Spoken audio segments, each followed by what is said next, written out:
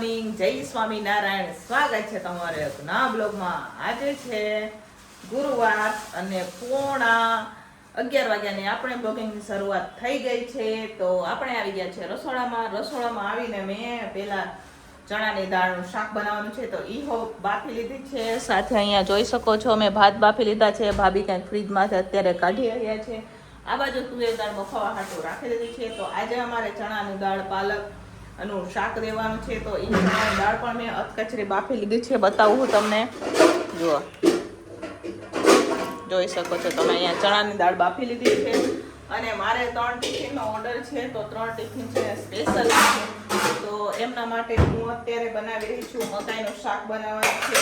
તો જુઓ, અહીંયા મકાઈ પણ બાફી લીધી છે આપણે. આમાં તો મેં કાલે વધારેલા ભાત બનાવ્યા, એમાં મકાઈ મેં કટિંગ કરીને રાખેલી હતી એટલે આવી મકાઈ છે, બરોબર. બાકી તો 2 મકાઈ તો આખી જ છે.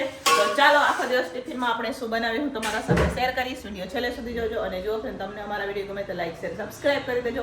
કાલે રક્ષાબંધન આવી ગઈ પણ અમારે રસોડાવાળાને રજા નથી. રજા હે?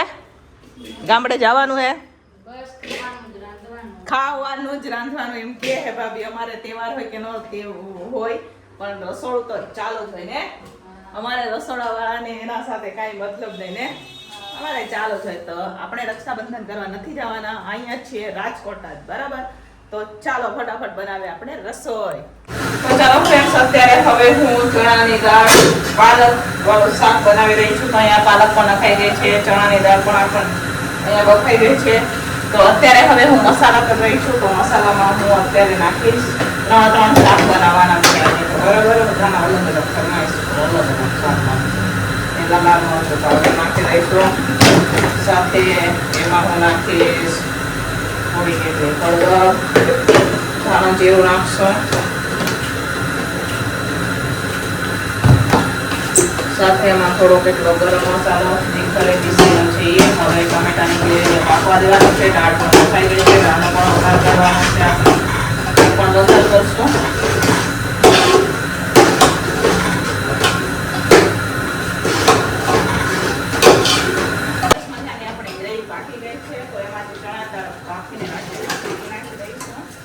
આવું શાક આના પહેલા મેં બનાવ્યું હતું, પછી અત્યારે ફરી આપણે આજે બનાવ્યું એટલે રોજ શેનું શાક લેવાનું, બરોબર.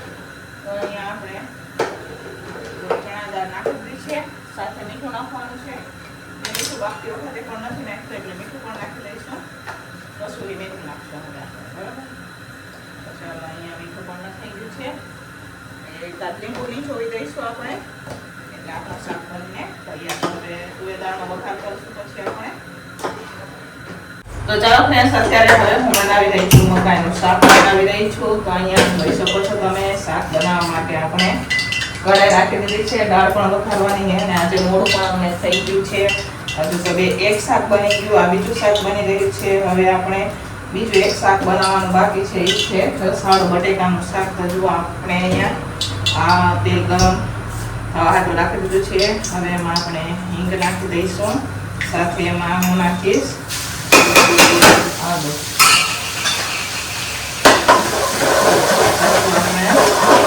આજે આદુ ગ્રેવીમાં નહોતું નાખ્યું ને એટલે મેં આમાં આદુ નાખ્યું.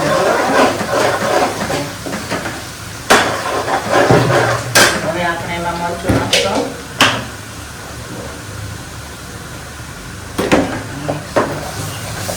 હવે આ જે ટમેટાની ગ્રેવી છે એ નાખી દઈશું.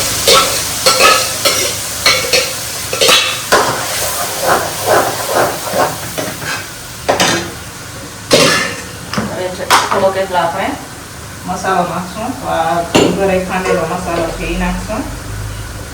કેમ કે મેં આજે ટમેટાની ગ્રેવીમાં મસાલા આખા મસાલા નહોતા નાખ્યા, કેમ કે આજે ભાભીએ ટમેટાની ગ્રેવી બનાવી હતી તો એમને આખા મસાલા નહોતા નાખ્યા એટલે પીસાણા નહોતા. એટલે હવે પેલી સાથે જ આપણે નાખી દીધા છે આખા મસાલા પણ. તો સરસ મજાની હવે ગ્રેવી અને મકાઈને પાકવા દઈશું. તો મકાઈ પણ ભેગી આપણે નાખી દઈશું આમાં, એ પાકશે.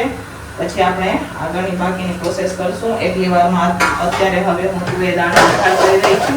તો એ પણ અહીંયા જો કુકરમાં તુવેર દાળ ચડી ગઈ છે. તો અહીંયા જોઈ શકો છો આજે સિમ્પલ જ રીતના આપણે મકાઈનું શાક બનાવી રહ્યા છીએ. આના પહેલાં પણ આપણે જાજુ શાક બનાવ્યું તો પણ સિમ્પલ જ રીતના બનાવ્યું હતું. તો અત્યારે પણ સિમ્પલથી જ બનાવીએ આપણે. તો હવે એને થોડીક પાકવા દઈશું. એટલી વારમાં હવે હું બનાવી દઈ છું અહીંયા દાળ. તો ચાલો હવે તો મકાઈનું શાક બની ગયું છે. તુવેર દાણાનો પણ વઘાર કરી દઈશું ને ભાભી હવે લોટ બાંધશે. તમે લોટ બાંધી દેજો, બરોબર? અહીંયા મકાઈનું શાક બની ગયું છે. એમાં હવે તેલ નાખવાનું છે.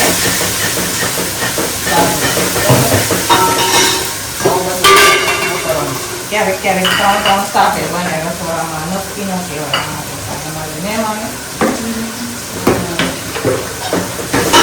આજે તમારે સવારનું હરખું નથી તો હરખું જ થઈ ગયું. વિચાર કરો તમે.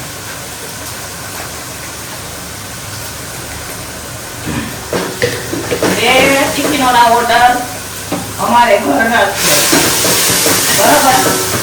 એટલે સ્પેશિયલિસ્ટ ટિફિન છે ઓર્ડર. બે ઘરના ઓર્ડર સ્પેશિયલિસ્ટ છે. સ્પેશિયલિસ્ટ ટિફિન પણ બનાવવું પડે. સરસ મજાનું મકાઈનું શાક પણ આપણે બની ગયું છે. તડકો કરવાનો બાકી છે. અહીંયા મારે દાળ પણ હવે બની ગઈ છે, તો એમાં લીંબુ એવું નાખવાનું બાકી છે. એ નાખી દઈશું. અત્યારે હું મસાલા નાખી રહી છું, બરાબર? અને પછી રોટલી બનાવી દઈશું. 11:30 થઈ ગયા છે. આજે તો બહુ મોડું થઈ ગયું. એક શાક બનાવવાનું બાકી છે, બરાબર? ચાલો આમાં નાખી દીધો છે મેં મસાલો. હવે એમાં મીઠું નાખવાનું બાકી છે દાળમાં.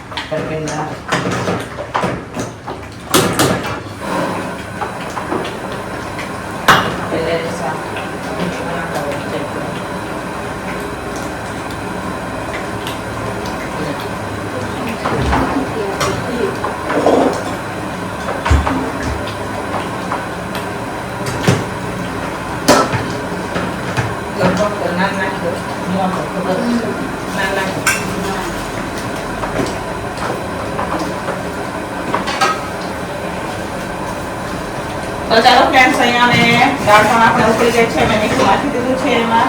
હવે આ બાજુ મકાઈનું શાકમાં બની ગયું છે, તો એમાં નાખવાનું છે આપણે પનીર. હાથમાં પનીર છાંટા દે તો બહુ છાંટા દે ને ઉતાવળ દે. ઉતાવળ પણ એટલી છે, બરોબર? હાથમાં પણ કાંઈ દેખાતું બી નથી.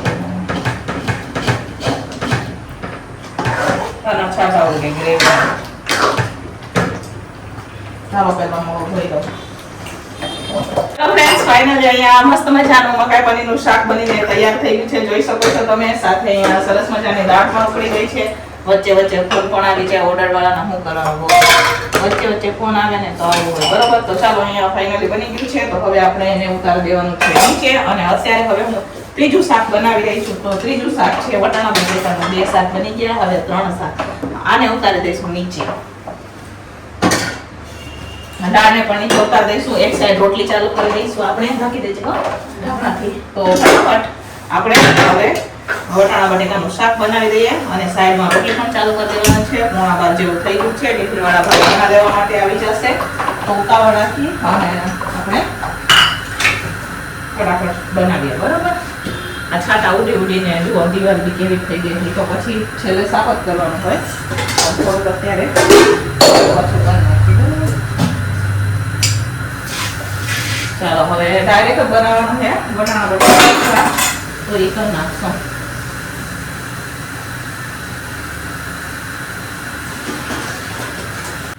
તો ચાલો ફ્રેન્ડ્સ, અહીંયા અત્યારે હવે હું ત્રીજું શાક બનાવવા માટે કુકરમાં આપણે કુકર ચડાવી દીધો છે, જોઈ શકો છો તમે.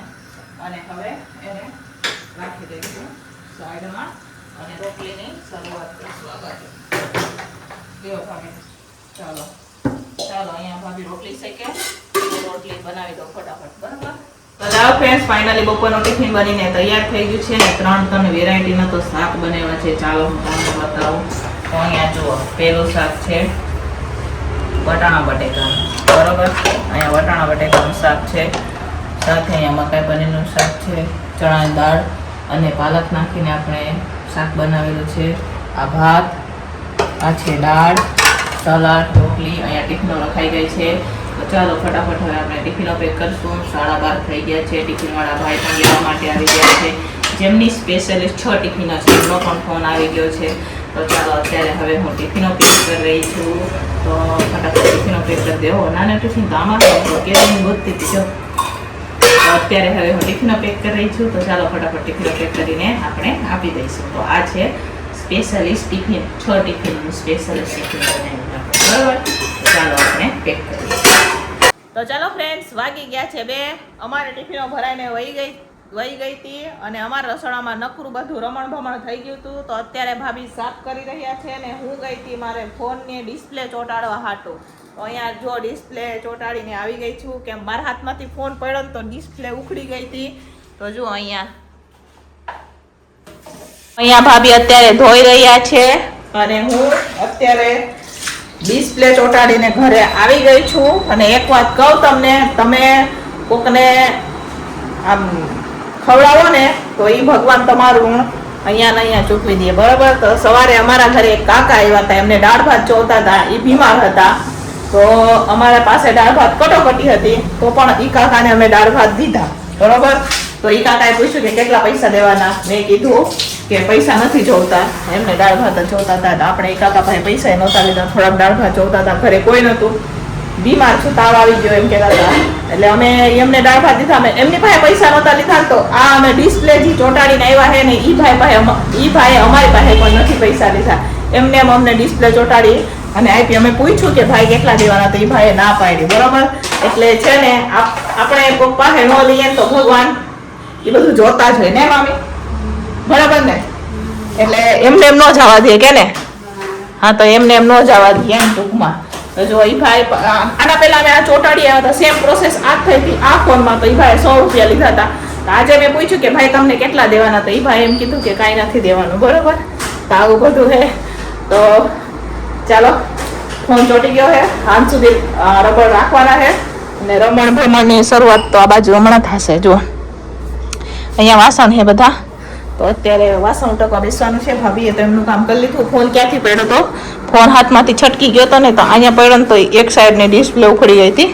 તો એ ચોંટાડવા ગઈ હતી. કેમ કે આ ફોન મારે રેગ્યુલર બધા ફોન આવતા હોય ટિફિનના, એટલા હાટું થઈને ફોન બંધ થઈ જાય ને તો અઘરું થઈ જાય. બધા નંબર આમાં જ છે બરોબર. અને આ જે ફોન છે ને એમાં તો ફક્ત વિડીયો શૂટ થાય છે, એમાં બીજું કાંઈ નથી થતું અમારે. આ ફોનમાં વિડીયો શૂટિંગ થાય છે અને આ ફોન બધા ટિફિનોના ફોન આવતા હોય એમના હાટું છે. એટલે આ ફોન સાચવીને રાખવો પડે બરાબર. તો પણ શું કરે, હાથમાંથી છૂટી ગયો, ડિસ્પ્લે ઉખડી ગઈ તો બરાબર. તો ચાલો જાય વાસણ ટકવા. તો ચાલો ફ્રેન્ડ્સ, અત્યારે હવે હું સાંજનું ટિફિન બનાવી રહી છું. તો અત્યારે કેટલા વાગ્યા કહું તમને, આવા ટાણે અમારે રોટલી બની જાય પણ આવા ટાણે અત્યારે મેં શાક બનાવ્યું છે. તો અત્યારે મારે સેવ ટમેટાનું શાક દેવાનું છે. તો અહીંયા ટમેટા ચડી રહ્યા છે, આ બાજુ ઢીલી ખીચડી થઈ ગઈ છે. અહીંયા ભાભીએ રોટલીનો લોટ પણ બાંધી દીધો છે. તો અહીંયા 7 ને 10 મિનિટ થઈ ગઈ છે. તો અત્યારે એટલે ટિફિન બને છે કેમ કે અમારા ઘરે લાઇટ વહી ગઈ હતી. આખી શેરીમાંથી અમારા ઘરે લાઇટ વહી ગઈ. પછી જીએબીમાં ફોન કર્યો તો જીએબી વાળા રિપેર કરીને ગયા તો લાઇટ આવી. પછી હું ગઈ હતી માર્કેટથી થોડુંક શાક લઈ આવી છું. અહીંયા જોઈ શકો છો તમે, કેમ કે 2 દિવસ પછી એને માર્કેટમાં થોડુંક મોંઘું શાક મળશે એટલે આપણે લઈ આવ્યા શાક. તો અત્યારે હવે સાંજનું ટિફિન બની રહી છે. તો સાંજના ટિફિનમાં ચાલો શું બનાવે હું બતાવું તમને. વિડીયો છેલ્લે સુધી જોજો, મજા આવશે તમને બરાબર. તો જો અહીંયા શાક ચડે. હવે તમારે ટિફિનો પણ ઓછી થઈ ગઈ છે બરાબર. તો ચાલો ફ્રેન્ડ, સાંજનું ટિફિન બની ગયું છે. તો ચાલો હું તમને બતાવું. તો જો અહીંયા આપણે સાંજના ટિફિન માટે ખીચડી બનાવેલી છે, સાથે અહીંયા સેવ ટમેટાનું શાક છે, સાથે રોટલી છે અને અહીંયા અમારા હાટુ ભાખરી બનાવેલી છે. આ બપોરનું શાક છે, પનીરનું. અને અહીંયા અમે મારા ખાવા માટે જોઈ શકો છો મેથીની ભાજી પણ અહીંયા બનાવેલી છે. જુઓ, મેથીની ભાજી પણ બની રહી છે, ભાખરી શેકાઈ રહી છે.